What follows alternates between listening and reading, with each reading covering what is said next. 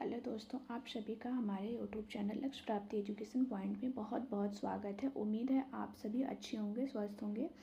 आइए हम आज का टॉपिक स्टार्ट करते हैं। हम यूनिट फर्स्ट में सामाजिक विज्ञान में यूनिट फर्स्ट में हम परिवार और सामाजिक बुराइयां देख रहे थे। तो परिवार का टॉपिक हमारा समाप्त हो गया है। सामाजिक बुराइयों में हमने बाल विवाह और बाल श्रम ये दोनों टॉपिक देख लिया है। तो उसमें आज हम देखेंगे दहेज प्रथा। दहेज प्रथा होता क्या है? दहेज प्रथा हम साधारण शब्दों में या आसान शब्दों में कहें तो वधू पक्ष के द्वारा वर पक्ष को शादी फिक्स करने के एवज में कुछ पैसे, गहने या फिर सामानों का आदान प्रदान होता है, उसे ही हम दहेज कहते हैं। या हम ये कहें कि विवाह के अवसर पर लिया गया जो धन या संपत्ति होती है जिसके लिए कोई आवश्यक शर्त रखी जाती है, अर्थात जैसे कि वधू पक्ष के द्वारा वर पक्ष को विवाह के अवसर पे ये कहा जाता है कि आप किसी कार्य को करवा सकते हैं या नहीं करवा सकते हैं, कि ये शर्त रखी जाती है। तो उसके बदले में चल अचल संपत्ति दहेज में दी जाती है, उसे ही हम दहेज कहते हैं। दहेज 3 प्रकार के होते हैं। दहेज जो होता है शादी फिक्स करने के टाइम दहेज की बात होती है। दूसरा, कुछ जगहों पे ये देखा जाता है कि पहले तो कोई डिमांड नहीं होती है, लेकिन विवाह के दौरान अचानक से उनकी डिमांड आ जाती है।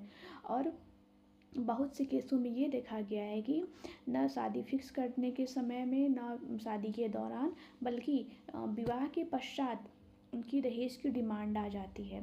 तो जिसके कारण वो अपनी बहू को या फिर जिस लड़की की शादी हुई होती है वो उन्हें प्रताड़ित करते हैं। तो इसे हम दहेज कहते हैं। दहेज के लिए, दहेज निवारण के लिए, इसको रोकने के लिए, सामाजिक बुराई को रोकने के लिए सरकार ने कुछ कानून बना रखे हैं, जिसको हम कहते हैं, जो पहला है वो दहेज निषेध अधिनियम है 1961 है। दूसरा है भारतीय दंड संहिता आईपीसी के तहत धारा 498A, धारा 304B और धारा 406। और तीसरा है घरेलू महिला हिंसा संरक्षण अधिनियम 2005। तो आइए हम पहला देखते हैं। दहेज निवारण कानून प्रावधान जो है दहेज निषेध अधिनियम 1961, इसको जो मंजूरी मिली थी वो 20 मई 1961 को इसको मंजूरी मिली थी। और ये जो पूरे भारत में लागू किया गया है 1 जुलाई 1961 को इसको पूरे भारत में लागू किया गया है। हमने ये देख लिया कि अधिनियम कब लाया गया था और इसको कब से पूरे देश में लागू किया गया है। ठीक है, तो अब इसमें हम देखते हैं इसमें कहा क्या गया है। इस अधिनियम के तहत ये कहा गया है कि दहेज से संबंधित जो भी दोषी लोग होंगे उन्हें 5 साल की सज़ा होगी या फिर उन्हें 15,000 रुपये का आर्थिक दंड देना पड़ेगा। दहेज निषेध अधिनियम 1961 के तहत। और जो दूसरा हमारा है भारतीय दंड संहिता के तहत जो प्रावधान किया गया है उसको हमने सरकार ने जो है 3 भागों में डिवाइड किया हुआ है। तो पहले हम देखेंगे 498A क्या है। आईपीसी की धारा 498A क्या है। इसके धारा के अंतर्गत ये प्रावधान किया गया है कि विवाह के पश्चात वर पक्ष द्वारा वधू पक्ष को किसी भी कार्य कराने हेतु प्रताड़ित किया जाता है तो उससे संबंधित सभी दोष पक्षकारों को 3 वर्ष की सज़ा या फिर 1 लाख रुपए के आर्थिक दंड के से अथवा दोनों से दंडित किया जाएगा। मतलब कि अगर 498A के तहत शादी के बाद जो लड़की है उसके घर वालों को किसी भी कार्य को कराने के लिए लड़के के घर वालों के द्वारा अगर प्रताड़ित किया जाता है, ठीक है, प्रताड़ित किया जाता है, तो इसके अंतर्गत 498A के अंतर्गत या तो उनको 3 साल की सज़ा होगी या 1 लाख रुपए का आर्थिक दंड देना होगा। ये अब उस क्राइम के अकॉर्डिंग डिसाइड होगा कि उन्हें 3 वर्ष की सज़ा होगी या 1 लाख रुपए उन्हें जुर्माना देना होगा या फिर उनके ऊपर ये दोनों लागू होता है। ठीक है, और जो हमारी दूसरी धारा है धारा 304B, इसके अंतर्गत ये प्रावधान किया गया है 304B के तहत कि यह प्रावधान किया गया है कि यदि किसी लड़की के विवाह के 7 वर्षों के अंतर्गत किसी भी प्रकार की असामान्य परिस्थितियों में उसकी मृत्यु हो जाती है तो यह बात साबित हो जाती है कि लड़की की मौत के पहले उसके जो ससुराल वाले थे उसको दहेज के लिए प्रताड़ित करते थे। तो ऐसी स्थिति में उससे संबंधित सभी दोष पक्षकारों को मतलब इसमें ये कहा गया है कि शादी जैसे हो गई, इसके पहले जो धारा थी हमारी 498 ये तो था कि विवाह के पश्चात अगर परेशान किया जाता है तो उसके लिए है। हम और धारा 304B जो है, अगर लड़की को शादी के 7 साल के अंदर शादी हुई है उस शादी के 7 साल के अंदर अगर लड़की की मौत हो जाती है और उसमें ये निकल कर के आ जाता है सामने कि उस लड़की को दहेज के लिए प्रताड़ित किया जा रहा था, ठीक है, अगर ये दोष साबित हो जाता है तो लड़के के जो घर वाले हैं अर्थात लड़की के जो ससुराल वाले हैं उन्हें जितने भी दोषी होंगे उनके ऊपर 7 साल की सज़ा का प्रावधान किया गया है।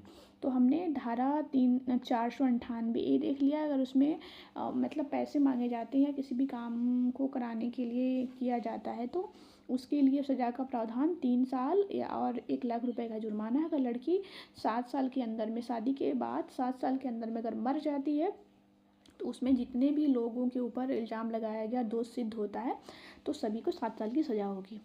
और जो अगली धारा है 406, इस धारा के बारे में आइए देखते हैं। इसमें क्या कहा गया है, भारतीय दंड संहिता की धारा 406 के तहत यह प्रावधान किया गया है कि विवाह विच्छेद हो जाने के पश्चात वर पक्ष के द्वारा वधू पक्ष को उसके सभी प्रकार की संपत्ति को वापस लौटाया जाएगा। यदि वर पक्ष ऐसा नहीं करता है तो उससे संबंधित सभी दोषी पक्षकारों को 3 वर्ष की सज़ा होगी। देखिए इसमें क्या कहा गया है, इसमें ये कहा गया है कि अगर किसी कारणवश इनका जो है तलाक हो जाता है तो जितनी भी चीज़ें चाहे पैसा हो, गहना हो, सोना चांदी या ज़मीन, कुछ भी जो भी सामान लड़की के घर वाले लड़के को दहेज में देते हैं, तलाक होने के बाद सारी चीज़ों को लड़के के घर वालों को वापस करना पड़ेगा। अगर वो वापस नहीं करते हैं तो उसमें 3 वर्ष की सज़ा का प्रावधान किया गया है। तो हमने इसमें क्या देखा है, IPC के तहत भारतीय दंड संहिता के प्रावधान जो है दहेज प्रथा को लेकर के, तो उसमें 398A में है कि अगर लड़की के घर वालों से अगर दहेज मांगा जाता है शादी के बाद तो उसमें 1 वर्ष की सज़ा है या फिर 3 वर्ष की सज़ा है या फिर 1 लाख का उन्हें जुर्माना देना पड़ेगा।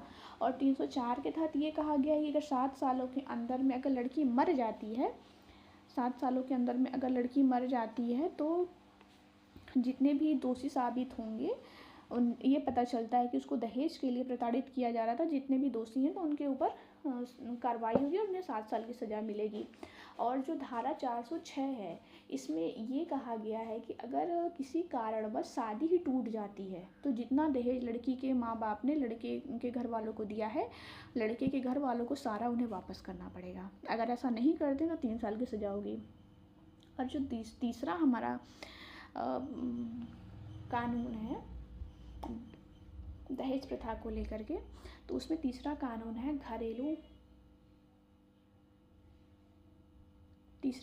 है हमारा घरेलू महिला हिंसा संरक्षण अधिनियम 2005। इसमें ये कहा गया है कि केंद्र सरकार के द्वारा ये कहा गया है कि महिलाओं के ऊपर हो रहे अत्याचारों को नियंत्रित करने हेतु केंद्र सरकार के द्वारा 26 अक्टूबर 2006 को महिला संरक्षण अधिनियम 2005 लागू किया गया है। जैसे कि उन्हें मारना पीटना, उन्हें प्रताड़ित करना, ये सारी चीज़ें, दहेज के लिए परेशान करना, तो ये एक अलग कानून बनाया गया। इसमें 3 कानून हो गए। पहला तो हम ये देख लेते हैं कि घरेलू महिला संरक्षण अधिनियम 2005 भारतीय दंड संहिता के तहत है 498A, 304B और 406, ये तीनों हो गए। और जो तीसरा कानून है वो दहेज निषेध अधिनियम 1961। अगर वीडियो पसंद आया हो